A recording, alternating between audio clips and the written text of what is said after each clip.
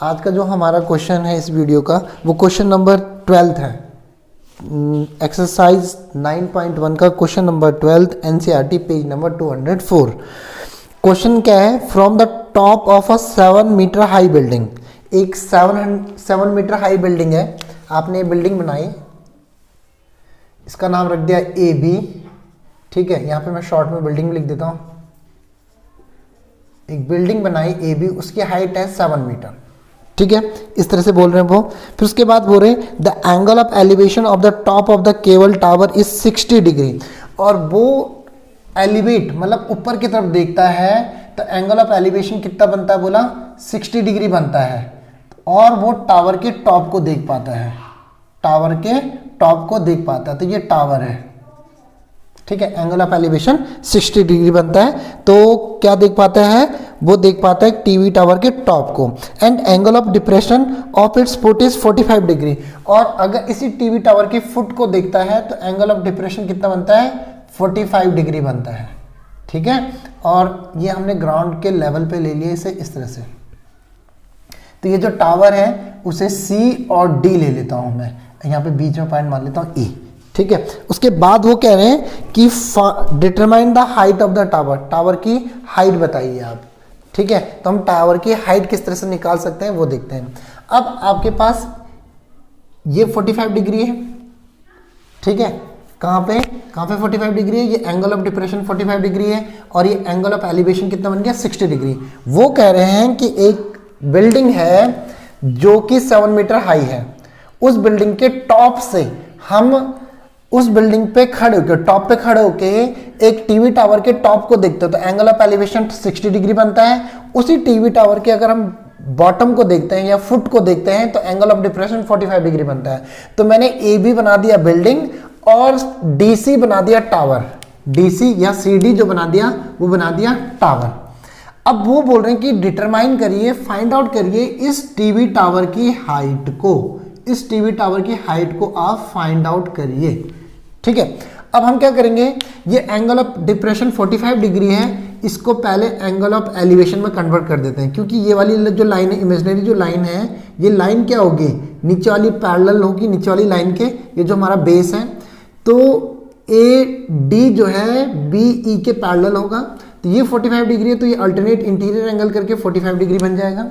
अब आप डायरेक्टली क्या ले सकते हैं, ट्रायंगल ए बी डी ले सकते हैं। तो मैंने ट्रायंगल ए बी डी ले लिया। तो in triangle A B D, अब आपको पता परपेंडिकुलर और बेस के रिलेशन क्या लेते हैं हम लोग, टेन थीटा।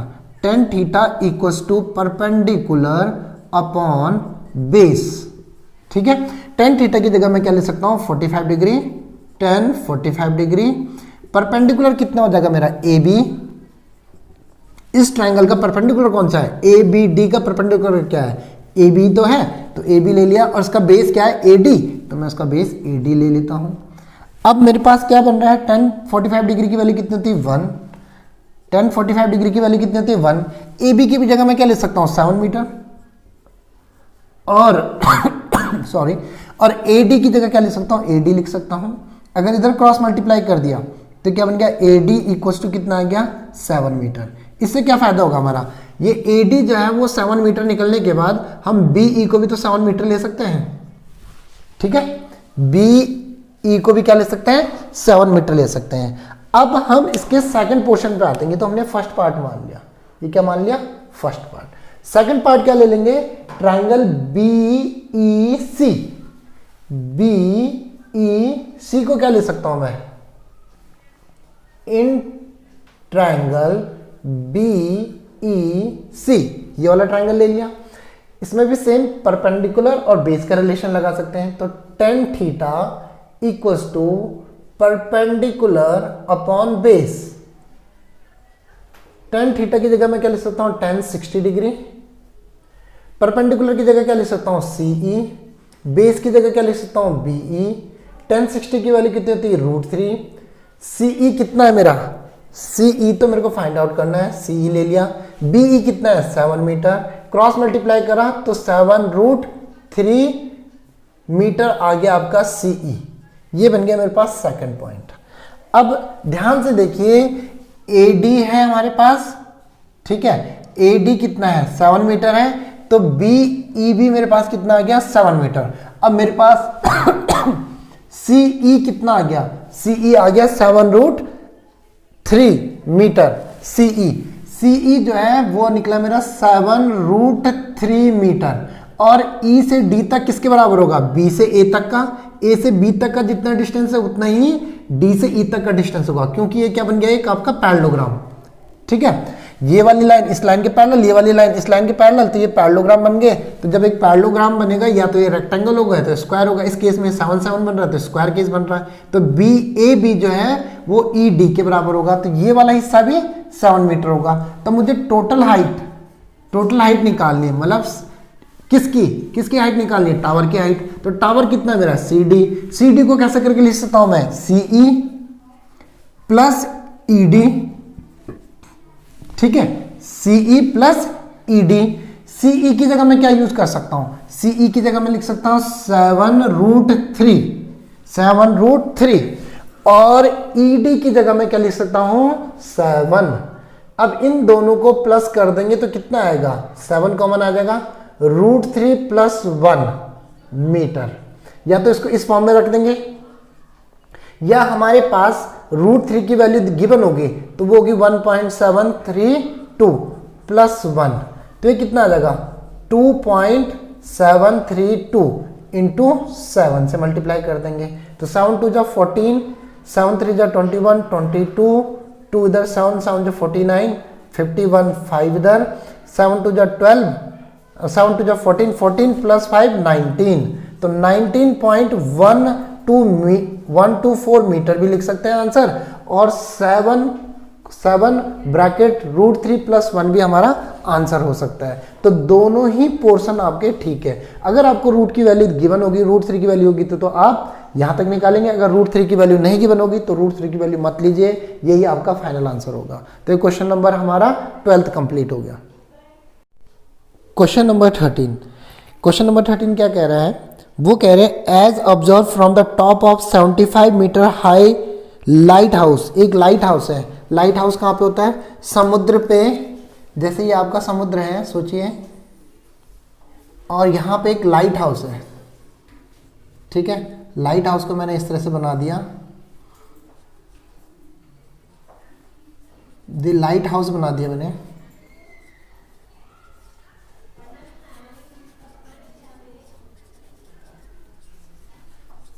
लाइट हाउस बना दिया। इसकी जो हाइट है वो 75 मीटर है। कितनी है, 75 मीटर है। वो कह रहे हैं कि फ्रॉम द सी लेवल से, तो मैंने सी का लेवल ये बना दिया भाई, समुद्र का जो लेवल है वो ये बना दिया है। उसके किनारे पे कहीं पे एक लाइट हाउस है, वो 75 मीटर है, तो मैंने 75 मीटर बना दिया, ठीक। उसके आगे कह रहे हैं वो from the sea level the angle of depression of the two ships are 30 degree and 45 degree. दो शिप है, वो आगे पीछे लिखा है, if one ship is exactly behind the other one and the same side of the light house.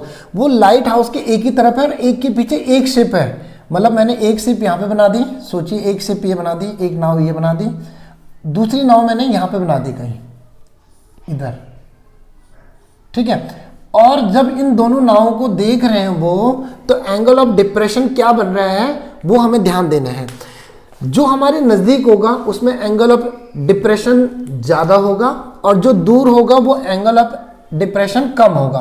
तो हमने जो पहली जो नाव बनाई वो एंगल ऑफ डिप्रेशन ये वाली बना दी, ठीक है। इस पे एंगल ऑफ डिप्रेशन मैंने यहाँ पे से एक पैरेलल लाइन बनाई, किसके, ये सी लेवल के एक पैरेलल एक लाइन बनाई ऊपर से, ठीक है। ये इमेजिनरी लाइन है, इस वजह से हम इसको डॉटेड लाइन से रिप्रेजेंट कर रहे हैं। अब हम क्या करेंगे, इसके आगे एंगल ऑफ डिप्रेशन बनाएंगे। तो एंगल ऑफ डिप्रेशन यहाँ पे कितना है, जो दूर पे नाव खड़ी है चल रही है वो है 30 डिग्री। इसका अगर इसको x ले लिया मैंने, तो ये जो ये पॉइंट ले लिया A, ये B और इसे ले लिया मैंने C। तो जो BX है वो पैरेलल बन रही है AC के। तो अगर ये वाला XBC ये वाला एंगल अगर मेरा क्या है 30 डिग्री है, तो ये वाली लाइन AB जो है वो BX के पैरेलल बना रहा हूं मैं। तो ये सॉरी, अगर XBC जो अगर मेरा 30 डिग्री है तो BCAB कितना हो जाएगा मेरा 30 डिग्री हो जाएगा अल्टरनेट इंटीरियर एंगल करके। ठीक है, फिर वो बोल रहा है कि जो दूसरी जो नाव है या दूसरी जो शिप है वो 45 डिग्री का एंगल ऑफ डिप्रेशन बना रहा है। तो इस तरह से अगर मैं इसको बनाता हूं तो एंगल ऑफ डिप्रेशन कितना बनेगा, 45 डिग्री बनेगा। जाहिर सी बात है ये वाली लाइन इस लाइन की तो पैरेलल है, तो अगर मेरा एक्स बी, इसे डी ले लेता हूं, एक्स बी डी अगर मेरा 45 डिग्री है तो बी डी ए कितना हो जाएगा, 45 डिग्री हो जाएगा। ठीक है, अब मुझे फाइंड आउट क्या करना है वो देखिए ध्यान से। वो कह रहे हैं find the distance between the two ships. तो इन दोनों नावों के बीच में डिफरेंस कितना है, मतलब मुझे ये वाला डिस्टेंस फाइंड आउट करना है, सी से डी तक का डिस्टेंस फाइंड आउट करना है। उसको कैसे करेंगे, अब परपेंडिकुलर हमें गिवन ही है, हमें बेस का रिलेशन बताना है। तो जाहिर सी बात है अभी तक हमने कितने सारे क्वेश्चन 10 से करें, तो ये वाला क्वेश्चन भी हमारा 10 से ही सॉल्व हो जाएगा। तो सबसे पहले मैं बड़ा ट्राइंगल ले लेता हूं ए बी सी, तो मैं लिख लेता हूं इन ट्राइंगल ए बी सी। ले सकता हूं मैं ट्राइंगल ए बी सी, बिल्कुल ले सकता हूं भाई। थीटा मेरे पास यहां पे है, ये परपेंडिकुलर बन रहा है, ये बेस बन रहा है, तो मैंने क्या ले लिया, tan theta equals to perpendicular upon base, perpendicular upon base. ठीक है, tan थीटा की जगह मैं क्या लिख सकता हूं, tan 30 डिग्री, tan 30 डिग्री लिख सकता हूं। परपेंडिकुलर की जगह क्या लिख सकता हूं, ए बी। बेस की जगह क्या लिख सकता हूं, ए सी। पूरा का पूरा यही तो होगा इस triangle A B C triangle का बेस क्या होगा, ए सी तो होगा, तो ए सी ले लिया भाई मैंने। 30 की वैल्यू कितनी थी, 1/√3। ए बी कितना मेरा, ए बी तो मेरे को 75 मीटर पता है। ए सी फाइंड आउट हो जाएगा, क्रॉस मल्टीप्लाई करेंगे तो ए सी इधर मल्टीप्लाई होगा तो ए सी बन गया, √3 उधर मल्टीप्लाई होगा तो 7√3 मीटर। ये आ गया मेरा पहला पार्ट। सिमिलर तरीके से हम क्या करेंगे, ए डी को भी फाइंड आउट कर लेंगे, है ना। तो ये आपका इतना पोर्शन में हमने क्या करा कि क्वेश्चन ने बोला था कि भाई समुद्र तल से एक जो क्या बोलते हैं आपका लाइट हाउस है वो 75 मीटर हाई है। जब उस लाइट हाउस के टॉप से हम दो शिप्स को देख रहे हैं, वो भी किस एक ही तरफ है, दोनों शिप्स, एक शिप के पीछे एक शिप है बोला, एक नाव के पीछे दूसरी नाव खड़ी है। वो तो बोला कि इन दोनों नाव के बीच में क्या होता है, एक का एंगल ऑफ डिप्रेशन 30 डिग्री बनता है, एक का एंगल ऑफ डिप्रेशन 45 डिग्री बनता है। जो दूरी पे होगा वो 30 डिग्री बनाएगा, जो नजदीक पे होगा 45 डिग्री बनाएगा। अगर आपको समझ में नहीं आया तो इस तरह से भी समझ सकते हैं आप। अब हम क्या करेंगे, दूसरा पार्ट इसका छोटा वाला ट्राइंगल ले लेंगे, इन ट्राइंगल कौन सा, A B D, A B D. तो tan theta equals to perpendicular upon base ले लेते हैं हम। ठीक है जी, अब tan थीटा की जगह मैं tan 45 डिग्री ले लूंगा, 45 डिग्री। परपेंडिकुलर कितना हो जाएगा मेरा, ए बी, है ना, ए बी इसका परपेंडिकुलर हो जाएगा, ए डी इसका बेस हो जाएगा भाई। अब 45 की वैल्यू कितने, रिटर्न की 1। ए बी की जगह मैं क्या लिख सकता हूं, 75, और ए डी की जगह क्या लिख सकता हूं, ए डी ही लिख सकता हूं। ए डी को क्रॉस मल्टीप्लाई कर रहा तो ए डी इक्वल टू कितना आ गया, 75 मीटर। ठीक है, अब ये आ गया मेरा सेकंड। अब मेरे को निकालना है कि इन दो शिप्स के बीच की दूरी कितनी, मतलब सी डी। सी डी जाहिर सी बात है, सी डी कैसे निकलेगा, ए सी में से मैं माइनस कर दूंगा ए डी को, माइनस कर दिया मैंने ए डी। अब ए सी मेरा कितना है, 75√3, 75√3 जो मैंने पहला पोर्शन सॉल्व करा था। और ए डी कितना मेरा सेकंड पोर्शन है, -75। दोनों किसमें, मीटर में, ब्रैकेट में रख लो। अब इन दोनों का जो डिफरेंस होगा वो कितना होगा, 75 आएगा कॉमन, √3 - 1 मीटर। अगर आपको √3 की वैल्यू नहीं गिवन है तो आप इसी फॉर्म में आंसर को छोड़ सकते हैं। अगर √3 की वैल्यू गिवन है क्वेश्चन के अंदर, यहाँ तो एनसीईआरटी के अंदर √3 की वैल्यू नहीं दे रखी है हमें क्वेश्चन के साथ, अगर पेपर में आपको इसके संग √3 की वैल्यू गिवन होगी तब पुट करेंगे, तब कैलकुलेट करेंगे जैसे हमने प्रीवियस क्वेश्चन में करा था। अदरवाइज आपका यही फाइनल आंसर है इस क्वेश्चन का। क्वेश्चन नंबर कौन सा था हमारा, क्वेश्चन नंबर 13 था।